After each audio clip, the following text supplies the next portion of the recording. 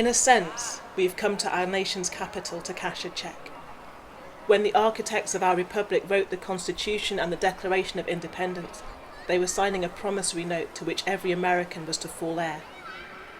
This note was a promise that all men, yes, black men as well as white men, would be guaranteed the unalienable rights of life, liberty, and the pursuit of happiness. It is obvious today that America has defaulted on this promissory note. Instead of honouring this sacred obligation, America has given the Negro people a bad cheque, a cheque which has come back marked insufficient funds. Cece MacDonald, a black trans woman, is out walking with friends. As they pass a local bar, a group of white people begin hurling racist and transphobic slurs at them. Cece approaches the group and tells them to stop. One of them smashes a glass into her face. In the ensuing fight, one of the attackers is fatally stabbed. Cece is the only person arrested that night, charged with second-degree murder. May 2nd, 2012. Cece accepts a plea agreement, pleading guilty to a reduced charge of second-degree manslaughter, and is sentenced to 41 months. Cece is currently being held in the men's prison in St. Cloud, Minnesota.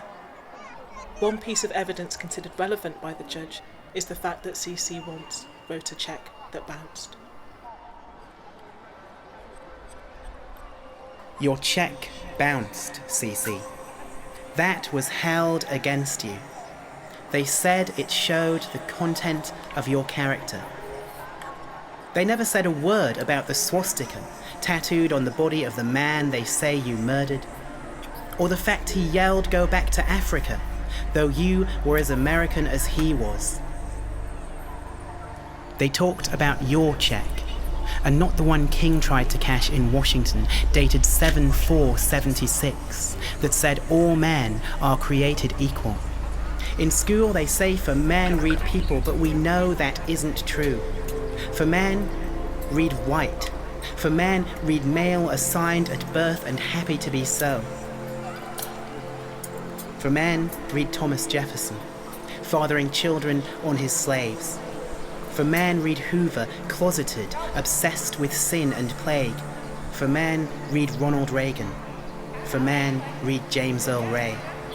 For men, read us in Killer's eyes, the eyes of those who beat Crane Conaway to death, who shot Deone Jones, who gagged Rosita Hidalgo, stabbed her body, slit her throat, who shot Coco Williams, who shot Tyrrell Jackson, who shot Paige Clay in the face, who shot Brandy Martell, who burned Lorena Escalera's house down, choking her with smoke, who shot Tracy Johnson again and again, who stabbed Tiffany Gooden again and again, who shot Deja Jones, who shot Kendall Hampton, who put a gun to Kyra Cordova's head and pulled the trigger.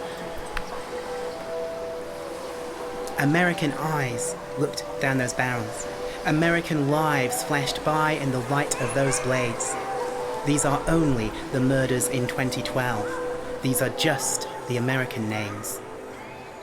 And they are black names, and Latino names, the kind that whites turn down when they are written on CVs that they insist will need ID when passing checks which, if they bounce, prove criminality. The willingness cold-bloodedly to kill a man. White names can get away with murder. Look at Zimmerman. They say he was frightened. Well, what about you? They said he was threatened. Weren't you threatened too? He carried a gun and you only had scissors, but they read him as white and he wasn't transitioning and so occupied a much safer position in the hierarchy they say isn't there. They branded boy on us. To be named is to be destroyed, to be entered in the register of births, to be erased. We spend our lives like Virginia, dragging around our colonial names. The names on the murder reports, the obituaries. That time in the car when I could barely breathe, I gasped to my ex as she drove me to hospital. Make sure they use the right words at my funeral. Did you think that, Cece, when you were attacked? When the truth of who we are conflicts with their facts, their records, their papers, their burden of proof falls on us. And we can't testify when we're dead. It's a double bind. Die and your corpse gets misgendered, fight back and be sentenced for having defended your life. We aren't the ones stand your ground laws intend to protect. They expect us to dutifully beat a retreat from abuse. Blessed, they say, are the meek. But how many times, Cece, did you turn the other cheek? How many times can we just walk away, avoid causing trouble, keep playing it safe, till we finally decide that we just cannot take it? You didn't attack. You talked back, remonstrated, and in taking that act, Cece, you demonstrated what they hate most of all. Calm and reasoned defiance. Satyagraha. Soul force. They met it with violence, as they did in Birmingham, Selma, and Memphis. It's true you fought back, that you offered resistance, but comfortable white folks who style themselves pacifists have no clue what the stakes are. The gunshots which kill us are silenced. You fought. Who wouldn't in fear of their life? And you won.